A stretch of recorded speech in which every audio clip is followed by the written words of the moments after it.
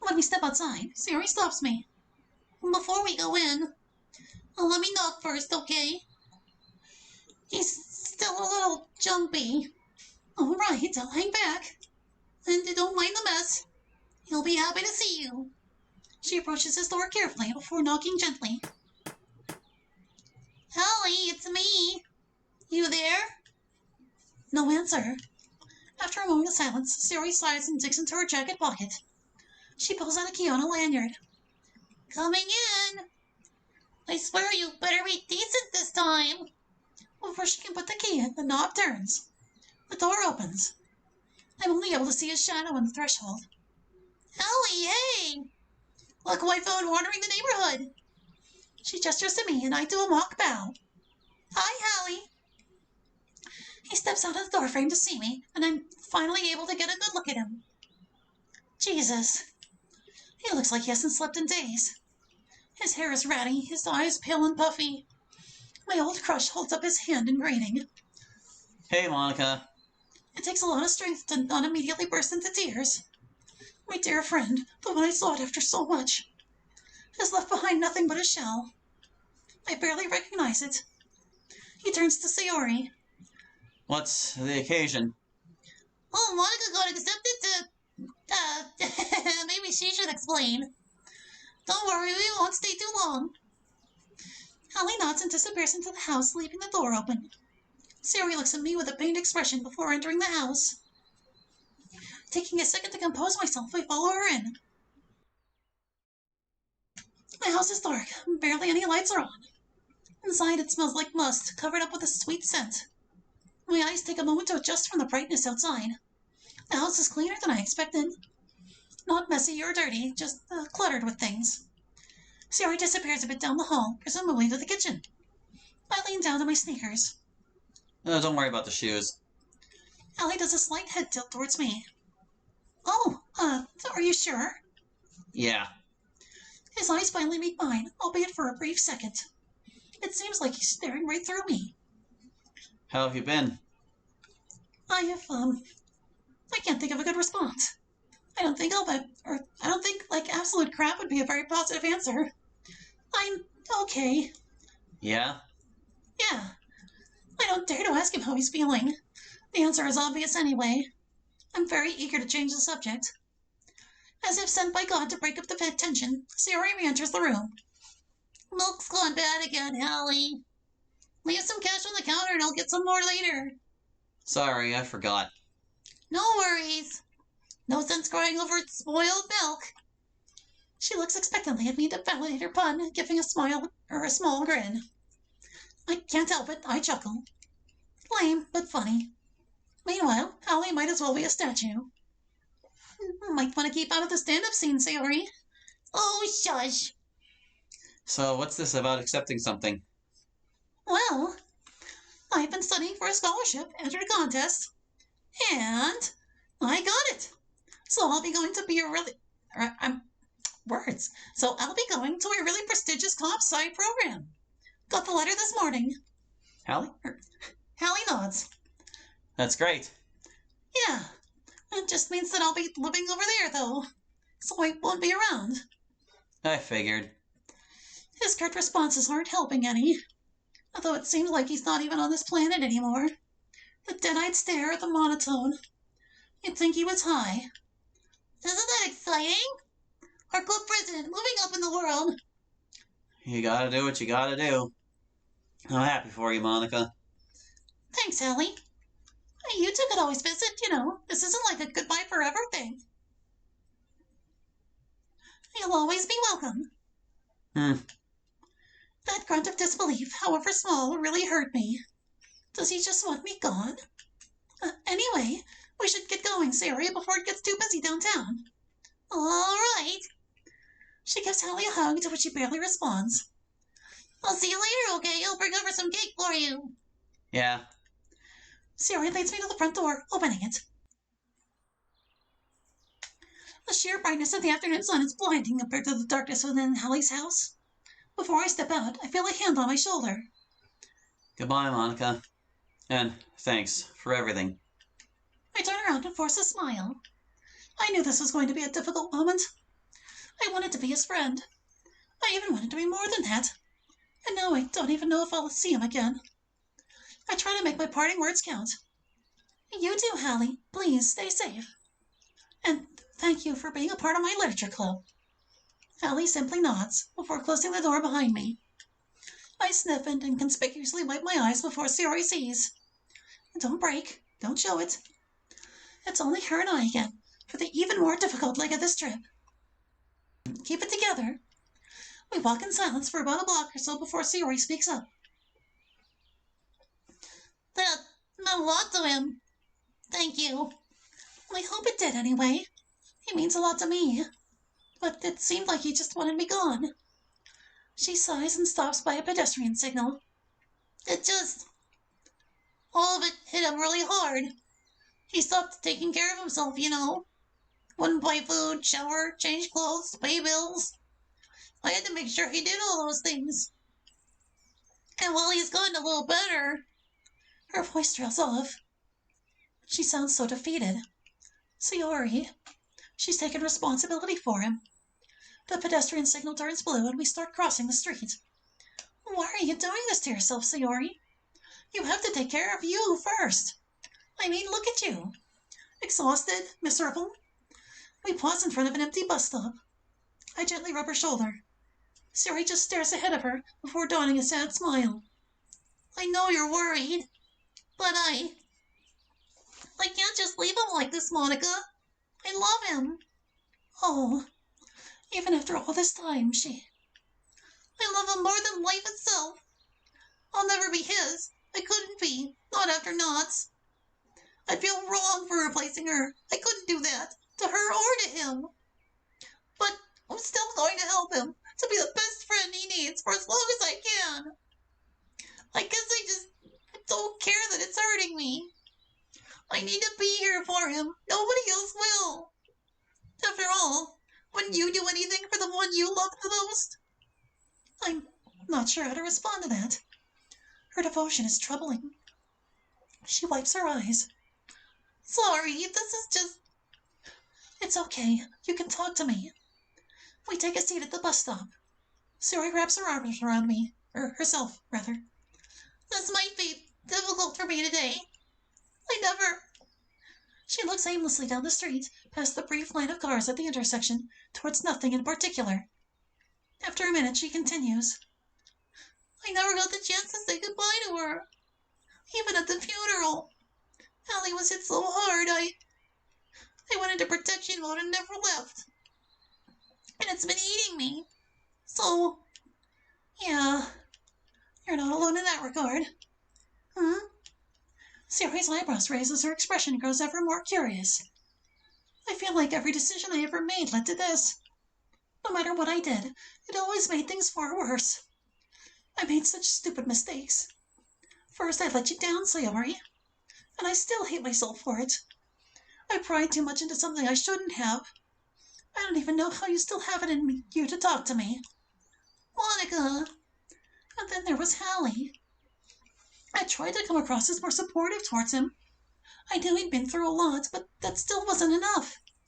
I tried to call him after his breakdown at the club. But I handled that all wrong, too. I was sure he hated me, like everyone else.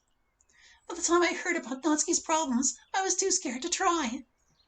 She rightly put me in my place many times before, so I doubted I could have helped her. And now I feel her arms wrap around me. The warmth envelops me. I feel the inner chill fade away, if only ever so slightly, as the tears I only just noticed reach the bottom of my face. I can't hold it in. I try to speak without my voice wavering. I'm so sorry, Sayori, for what I did to you. Hey, it's okay. That was a long time ago. It's okay. I've long since forgiven you. I try to say a simple thank you, but no words escape. Instead, I just resort to holding her. Damn it. I couldn't even keep it in.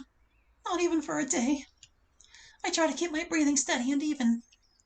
I hope she doesn't notice. Hey! Damn it. Sayori seems to be stumbling through her own mind, trying to find something to make me feel better. She eventually exits her thoughts and mutters under her breath. Oh, yeah. Hey, Monica. I remember something inspirational Yuri told me for dealing with thoughts like these. She told me that things are always bound to change over time. That we can eventually move on, because it's the nature of life. Even if it sounds wrong right now. You'll look back at this, maybe not happily, but you'll be able to accept it. Yeah, that sounds a lot like Yuri, all right. I'll keep it in mind. Yuri gives me a smile, albeit strained. She's bound to have been on an emotional roller coaster herself by visiting that place alone. The groan and hiss of the approaching bus prompts me to finally collect myself. I wet my eyes a bit and breathe in. Don't cry in public. Sari helps me onto the bus before stepping in.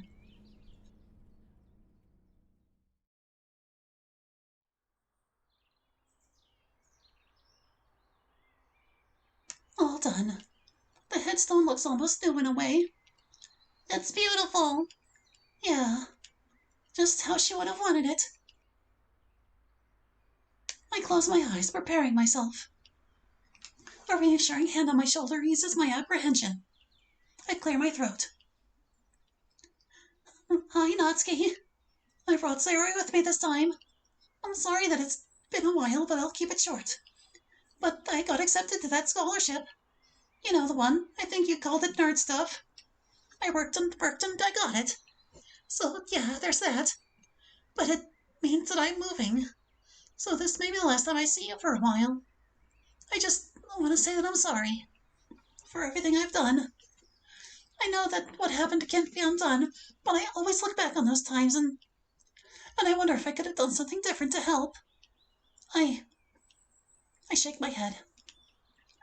Sorry, I'm getting a little sidetracked. Can you blame me? Besides, I think Sari has something to tell you. I lean down and put my hand on the stone. Thank you for being my friend. I hold my hand there for a moment before standing up. I take a deep breath and share a silence with Sayori. She kneels down next to the stone, hands trembling. The look on her face tells me all I need to know, so I leave her be. I back away and let Sayori say her piece.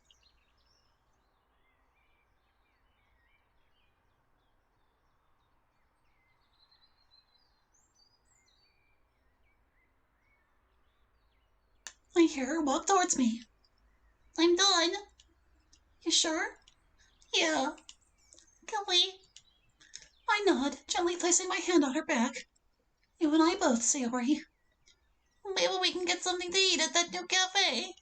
Sure. I'd like that.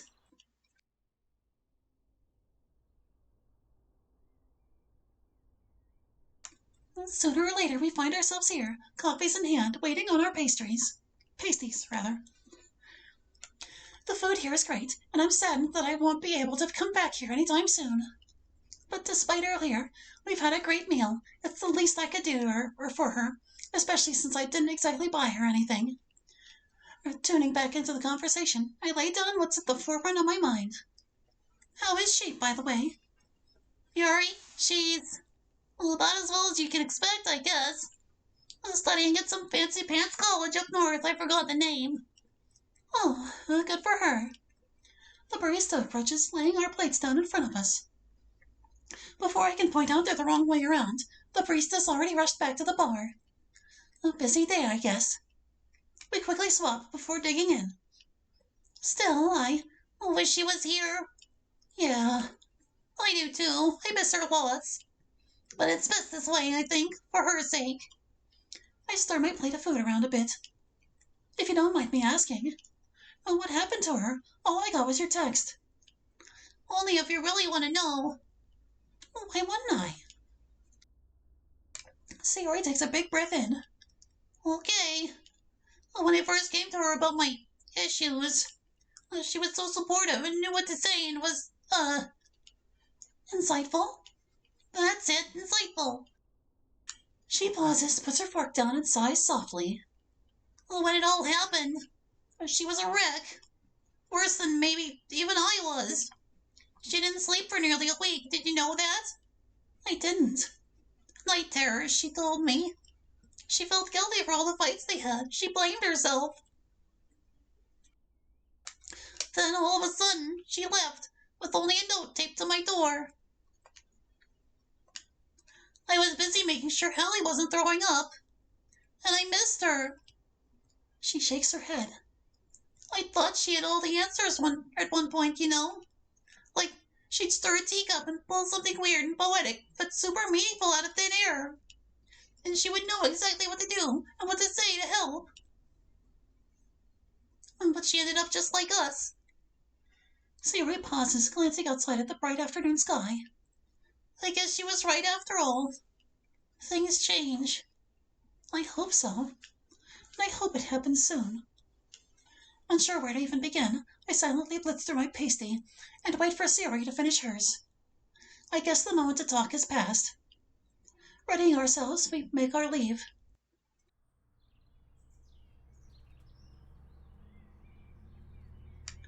Well, that was a nice lunch, right? I know I feel a bit better after that. Yeah.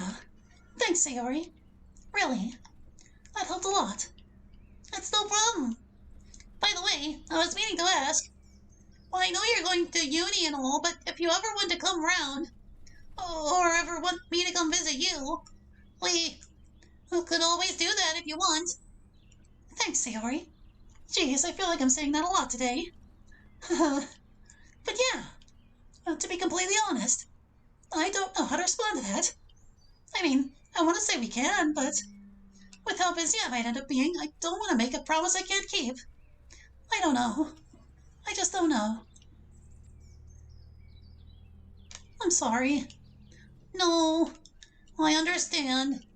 This whole thing has taken a big toll on you. I don't lie. I can see it. I don't want you to be alone, you know? I'll always be your friend. And I'll always be yours, Sayori. Always.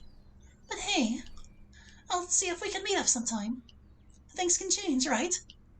Things can always change.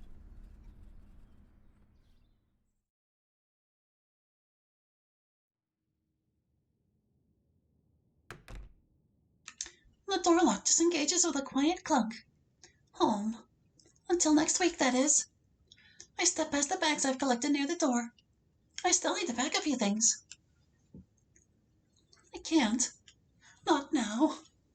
I hang up my coat and purse. Old pizza boxes loom in the corner of the hallway. I pass by them, trying not to acknowledge their existence. I really need to throw them away at some point. I can't. Not now. I don't want to relive that yet. Now what? The silence of the house provides no answer. My phone and TV don't provide much solace anymore. I simply sit down on my couch. I know what's going to happen when I don't have something to distract. I don't want to go down that road again. What if I...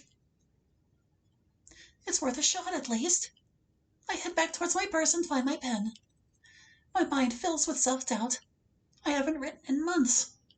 But I have to try. I retrieve a couple pages of paper from the kitchen. Okay, this should come natural. My hand freezes when the ink touches the paper. Don't think. Let it out.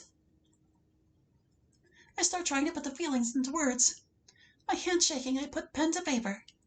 Not even having a second thoughts, I just let it flow on the page. I lift my hand. Slowly, I lift the paper to look at the page. Well, I mean, yeah, that's how that would turn out.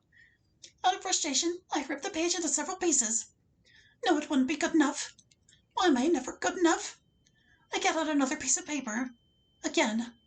My hand shakes less this time, but I still feel my nerves rack my brain into pieces. Take her advice. Write it down. Things can change. I sigh. Better. But no dice. A single tear lands on the page. I dismiss it. Again. Can I return to what I once was? I must be able to, right? With confidence regained, I put pen to paper. I mean, I'm doing it right now. I must. I have to. Before the ink can make another dark puddle, I start to write. Or else, I'm nothing. and I stop, for I know what this page contains.